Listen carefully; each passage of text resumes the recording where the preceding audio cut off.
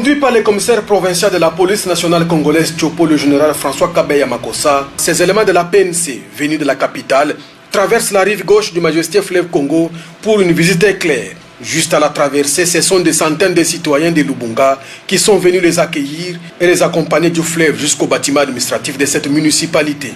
Ici, le commissaire provincial de la PNC Tchopo, Kabeya Makossa François, et son collègue venu de Kinshasa, le général Bertin Yahweh, ont eu un tête-à-tête avec les bourgmestres et les forces vives de Lubunga dans la salle de réunion de la commune. Une rencontre saluée chaleureusement.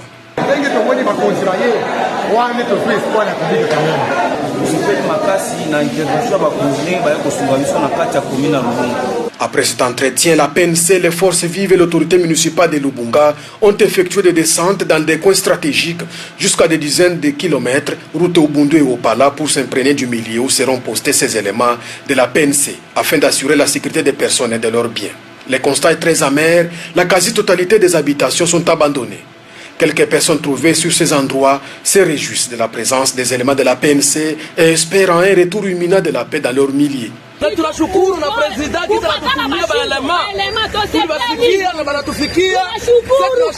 La société civile Saouti à Lubunga ne manque pas à l'occasion de lancer un message à la population. Héritier Isomela. Aujourd'hui, nous avons nos compatriotes qui ont accepté de servir l'État, le pays, sous le drapeau.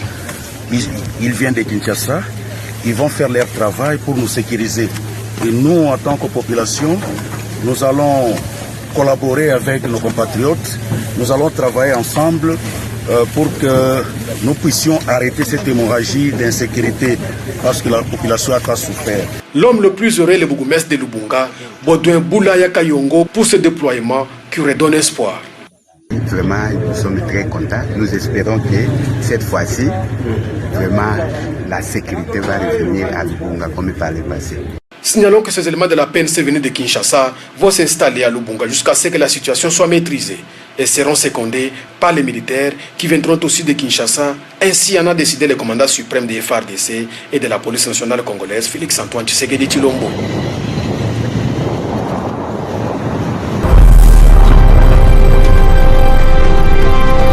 Ces éléments 1-23 qui se rendent chaque jour. Ils ont été présentés à la presse ce vendredi 20 octobre 2023 en début de soirée dans la ville d'Igoma.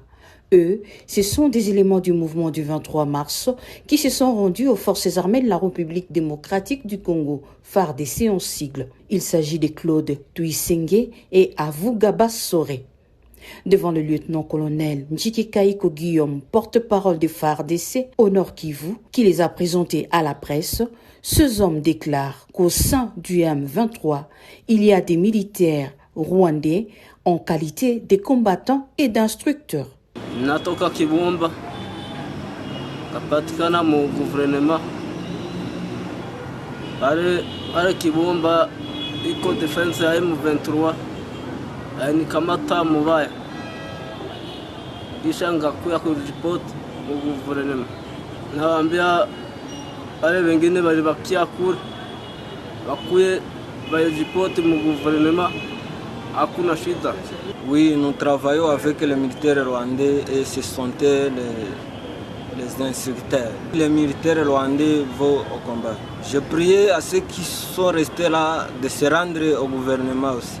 Par les billets de son porte-parole en province du Nord Kivu, l'armée congolaise lance un message à ces mouvements déclarés terroristes. Ainsi donc, les preuves sur l'agression rwandaise au Nord Kivu ne font que s'accumuler. Ces éléments 1-23 qui se rendent chaque jour aux forces armées de la République démocratique du Congo, au regard bien évidemment des désordres que crée le M23 dans notre zone de responsabilité, en violation du cessez-le-feu tel que voulu par les chefs d'État de la sous-région à Luanda et à Nairobi. Donc, ils se rendent chaque jour aux forces armées de la République démocratique du Congo et nous lançons un message à l'endroit de M23 appuyé par l'armée rwandaise de suivre l'exemple et d'aller au pré-cantonnement comme voulu par les chefs d'État de la sous-région. Et c'est le moment.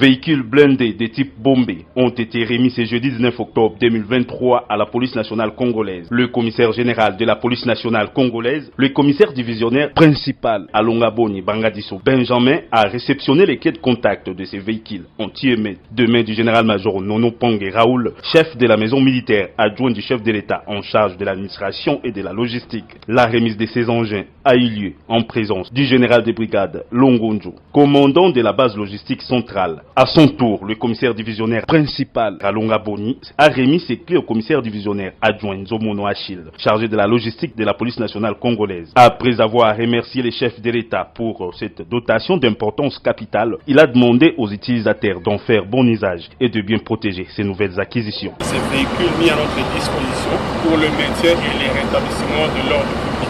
Je tiens à vous rappeler que ces véhicules qui sont extrêmement coûteux, il y a eu des sacrifices énormes consentis pour que ces véhicules soient acquis et mis à notre disposition. J'attire l'attention, d'abord votre attention, vous qui êtes le responsable de la logistique, et en même temps j'attire l'attention des conducteurs de ces véhicules de pouvoir en faire un usage responsable.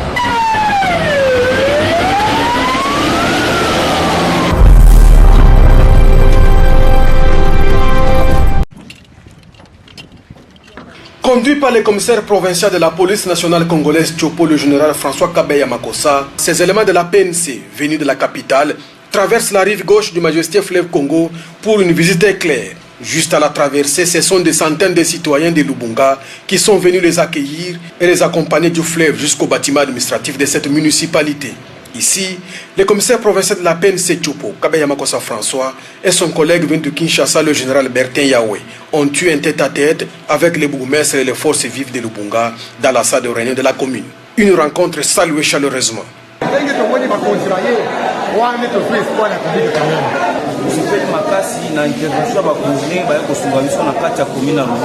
Après cet entretien, la PNC, les forces vives et l'autorité municipale de Lubunga ont effectué des descentes dans des coins stratégiques jusqu'à des dizaines de kilomètres, route au Bundu et au Pala, pour s'imprégner du milieu où seront postés ces éléments de la PNC afin d'assurer la sécurité des personnes et de leurs biens. Le constat est très amer, la quasi-totalité des habitations sont abandonnées. Quelques personnes trouvées sur ces endroits se réjouissent de la présence des éléments de la PNC et espèrent un retour imminent de la paix dans leur milliers.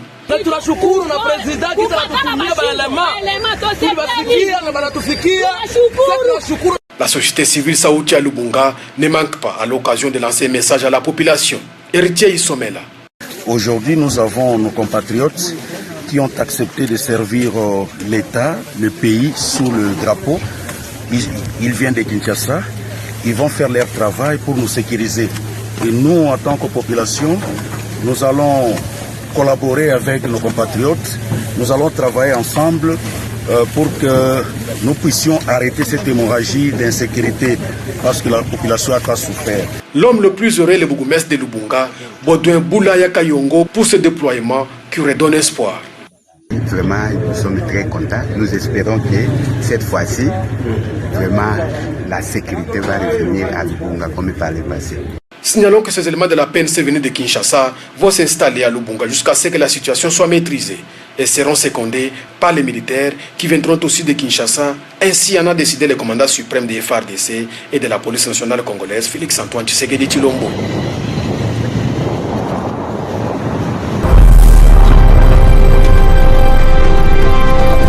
Aujourd'hui, c'est un grand jour parce que nous sommes exactement à 60 jours des scrutins.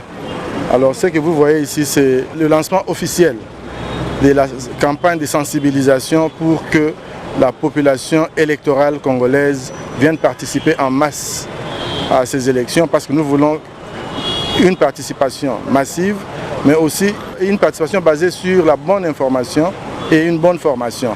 Donc c'est le moment de lancer cela et puis ça va aller comme ça jusqu'au jour des scrutins. Comme ça nous allons atteindre cet objectif-là. Aux acteurs politiques, nous disons, nous leur avons promis des choses, notamment l'inclusion. Et vous pouvez voir que nous avons un nombre impressionnant de candidats. Nous avons plus de 110 000 candidats pour tous les scrutins. Dans certains pays, ça peut faire la taille d'un électorat. Mais chez nous, c'est rien que des candidats, ils sont à ce nombre-là. Et quand vous prenez les candidats pour la présidentielle, ils sont 24 et nous avons retenu tout le monde parce qu'ils avaient les dossiers en ordre. Donc tant que les gens seront en ordre, ils seront impliqués. Donc c'est l'inclusion et maintenant c'est une grande campagne de sensibilisation et nous pouvons promettre aux partis politiques que nous ferons notre part pour que le meilleur l'emporte, qu'ils fassent aussi leur part. Ça signifie se préparer, participer et ne pas attendre tout de la CENI parce que la CENI ne peut pas tout faire à elle toute seule. La Commission électorale nationale indépendante arrête et publie la liste provisoire des candidatures déclarées recevables à l'élection du président de la République telle que reprise dans le tableau ci-dessous. 1. Rajabo Tebabo Soborabo, Congolais unis pour le changement. 2. Mutamba Tungunga Constant, dynamique progressiste révolutionnaire. 3. Katumbi Chapwe Moïse, ensemble. 4. Sesanga Ipungu Dja Kaseng Kapitu Deli, en vol. 5. Anzulini Isilokechi Floribert, indépendant. 6. Baende Etafe Eliko Jean-Claude, indépendant. 7. Bolamba Tony Cassius, indépendant. 8. Bousse Falai Georges, indépendant. 9. Ifoku Putampunga Marie-Josée, indépendante. 10. Kazadi Kanda Rex, indépendant. 11. Kikuni Massoudi 7, indépendant. 12. Majondo Mwamba Patrice, indépendant. 13. Massalou Anedou André, indépendant. 14. Moudekereza Bissimwa Justin, indépendant. 15. Mukwege Mukengere Denis, indépendant. 16. Ngalasi Kourisini Agri, indépendant. 17. Ngoy Ilunga Wansenga Théodore, indépendant. 18. Kema Lilo Bokonzi Loli, indépendant. 19. Chani Mwadianvita Noël, indépendant. 20. Tshisekedi Chilombo Félix Antoine, indépendant. 21. Fayoulou Madidi Martin, Lamouka Fayoulou. 22. Matata Pogno Mapon, Leadership et gouvernance pour le développement. 23. Diongo Chamba Franck, Mouvement Lumumbiste progressiste. 24. Mouzito Fumuchi Adolphe, Nouvel Élan. Article 2. Aucune candidature n'a été déclarée irrecevable. Article 3. Le membre du bureau ayant en charge l'inscription des candidats ainsi que le secrétaire exécutif national sont chargés, chacun en ce qui le concerne, de l'exécution de la présente décision qui entre en vigueur à la date de sa signature. Alors, il était question des préparatifs des élections, qui est un grand moment, qui est un moment extrêmement important au niveau de la RDC. C'est un moment de grande mobilisation au niveau de la population. Nous avons discuté de l'avancement des préparatifs dans le cadre des élections. On a discuté d'un ensemble de choses, que ce soit la publication des listes, que ce soit la question du nombre de candidats, qui est extrêmement impressionnante, la question de l'observation électorale, ou encore des questions en termes de communication ou de suivi, par exemple, des médias, ou encore des réseaux sociaux. Alors la CENI se montre effectivement rassurante dans sa capacité à pouvoir mettre en place des élections, et donc là on vient bien évidemment l'écouter. Nous ne sommes pas une observation électorale, nous n'en avons pas la capacité, mais il est important pour nous de nous enquérir auprès du président de la CENI de l'ensemble des éléments d'information. C'est quelque chose qui est important.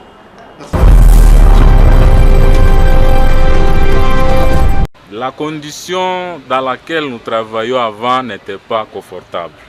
Nous avons 5 membres du bureau, nous avons une administration de plus de 180 agents, nous avons beaucoup des projets d'édits qui sont à souffrance parce que les agents, les bureaux d'études ne sont pas dans de bonnes conditions de travail. Et c'est quand nous avons entrepris des démarches d'échange avec la section politique de la MONUSCO, je l'ai dit depuis 2020, c'est alors qu'ils ont fait le lobbying à leur niveau et aujourd'hui cela est réalisé. C'est la joie de quitter la location pour un bâtiment définitif où nous allons travailler en âme et conscience. L'Assemblée provinciale a besoin d'avoir beaucoup de bâtiments. Vivre dans une maison de location et pendant 5 ans, pour nous c'était pénible, mais nous voici aujourd'hui que la première institution politique de la province de l'Ituri a un bâtiment maintenant en bonne et due forme.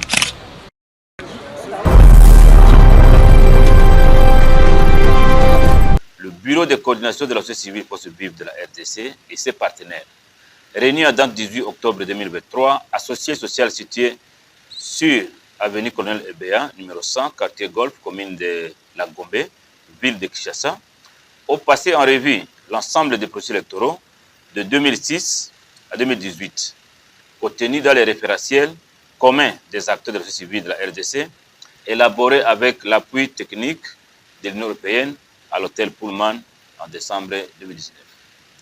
Très virulent au cours des cycles électoraux précédents, plusieurs acteurs de la société civile ont fini par porter leur vraie casquette, celle d'accompagnateurs des acteurs politiques du pouvoir d'aujourd'hui qui étaient des opposants hier. Ce qui fait que quelques acteurs seulement se sont retrouvés à la première ligne du front lorsqu'il fallait défendre les acquis du référentiel commun des acteurs de la société civile. Les réseaux de frustration ont été très nombreuses. 1. L'adoption cavalière de la loi organique de la CENI. 2. La désignation frauduleuse du président de la CENI en violation flagrante de l'article 12 de la loi organique. 3.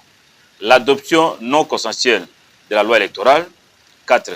La nomination des personnes de la même zone linguistique au poste ministériel directement concerné de très près du circuit électoral. 5. La publication d'un calendrier électoral irréaliste et fantaisiste. 6. L'absence de cadre de concertation formelle entre la centrale électorale, les acteurs politiques et ceux de la société civile. 7.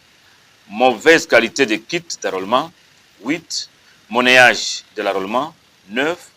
L'absence des fichiers électoraux audités et acceptés par les parties prenantes. 10. Le refus d'affichage des listes des électeurs par bureau de vote. 11.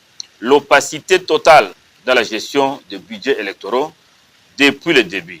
Même l'IGF n'a pas pu produire le résultat de son inspection au sein de la CENI. Dans le contexte actuel, les élections ne sont plus possibles. Et si par impossible, il y aurait une parodie d'élection, la société civile Force Vive et ses partenaires se réservent le droit de mobiliser la population pour contester ouvertement les résultats qui en sortiraient. Depuis l'année 2021, plusieurs structures de la société civile ont été dans la rue pour revendiquer le retour à la normale, mais le pouvoir n'y a jamais accordé la moindre attention.